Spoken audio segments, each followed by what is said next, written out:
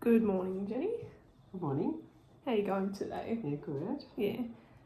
So I was hoping today to bring up some issues that we're running into next week with some limited staffing availability.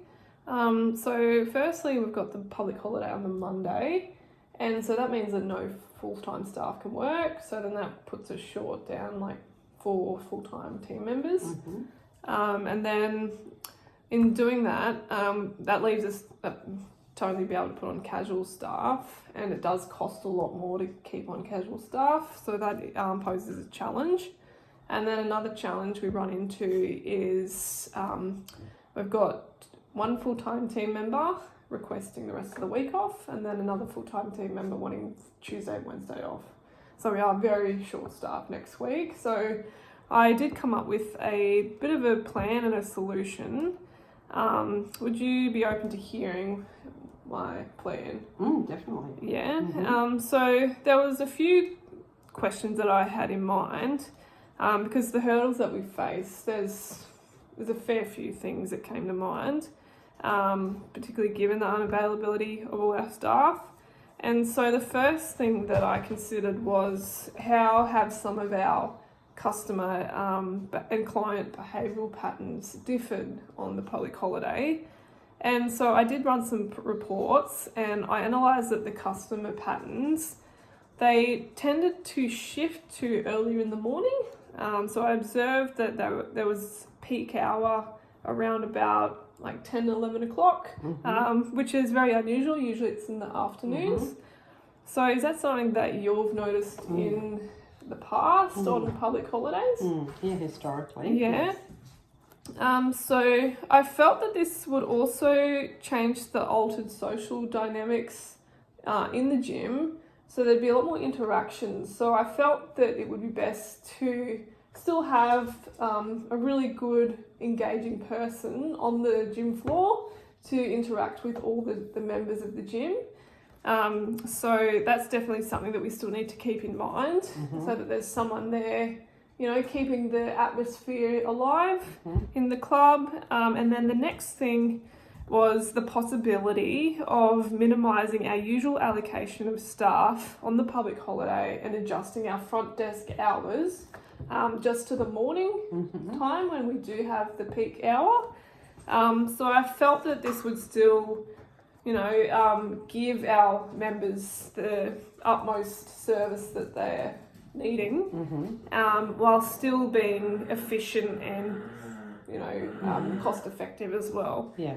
So would you agree to potentially shifting the hours on the public holiday just to meet the needs of our customer behavioural patterns as per this report that I have run on the gym? And what hours are you suggesting? So I was suggesting from about 9 to 1 o'clock in the morning. That seemed to be the time when it was busiest. And then after that, it definitely dwindled down. So I also considered pre-awareness with the members as well. So letting them all know about the front desk hours. So that might be putting up a sign saying that these will be our office hours on the public holiday, and then suggesting what those hours are, and then just saying office hours may resume as normal, say on the Tuesday or the Wednesday.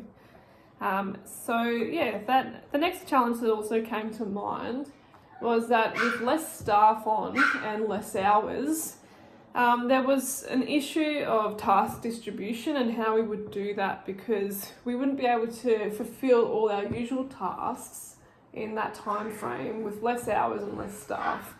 So then I considered the idea that we may be able to shift some of these responsibilities to the end of the week, to when some of our full-time team members return. And so some of these tasks that I considered that would still be crucial to the seamless functioning of the gym, I think the priorities would mainly be customer or member check-ins. Next thing would be cleanliness. That's probably one of our most important ones. Appointments, so just managing appointments, checking people in if they've called up and said I'd like to come in and check the gym out. And then also ensuring adequate and security and safety measures. So I think that includes like making sure our emergency phone works, that we've got working duress pendants, that our security personnel's connected, and we've got our tailgating system that's working as well. And then I also considered what would some of our non-essential activities be. So I felt that this would be like decorative upkeep of the gym, so posters and flyers and anything like that. As well as non-essential marketing activities, such as like posting recipes on Instagram and things like that. They can definitely be postponed until our staff return. So next thing would be to strategically manage our limiting staffing availability.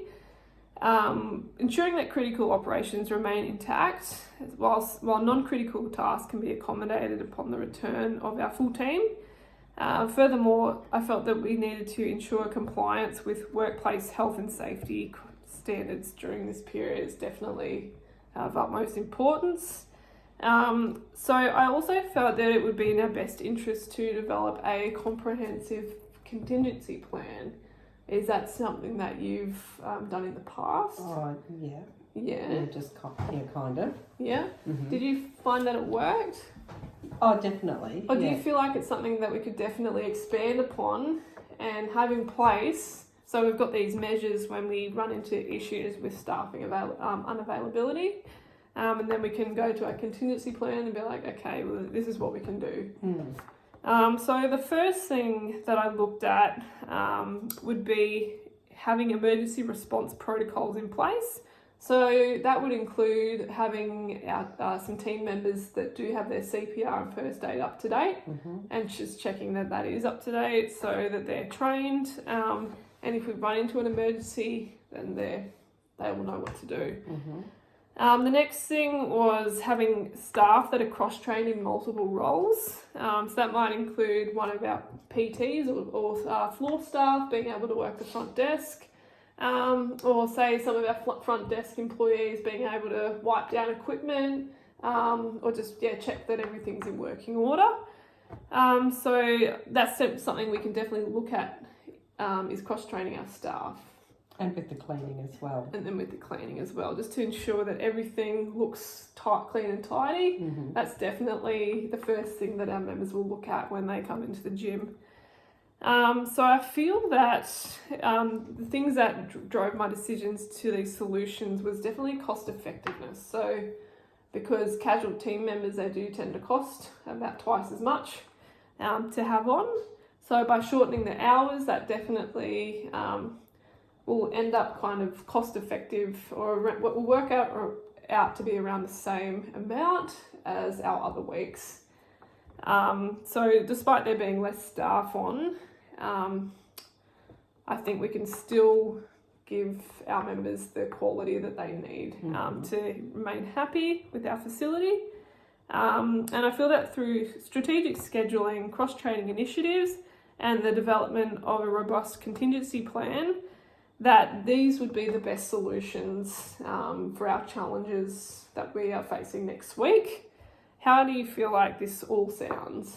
I think it sounds workable. Yeah. And doable. Yeah, that's really good. Yeah. Did you feel like you have any further questions? So how many team members will be left? So I think that will leave us with about 6 team members next week. But we're very short on our full-time staff. So we're mostly left with casuals. So that does tend to pose an issue because they do cost a lot more. And they tend to have not quite as much experience either as our full-time staff.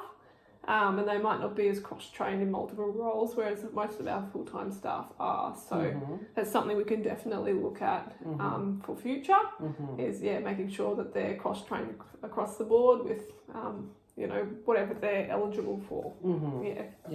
Yeah. No, that sounds like a really well thought out plan. Yeah. Thank you for your time today. No, thank you for all the work that you put into it. And bringing that to my attention.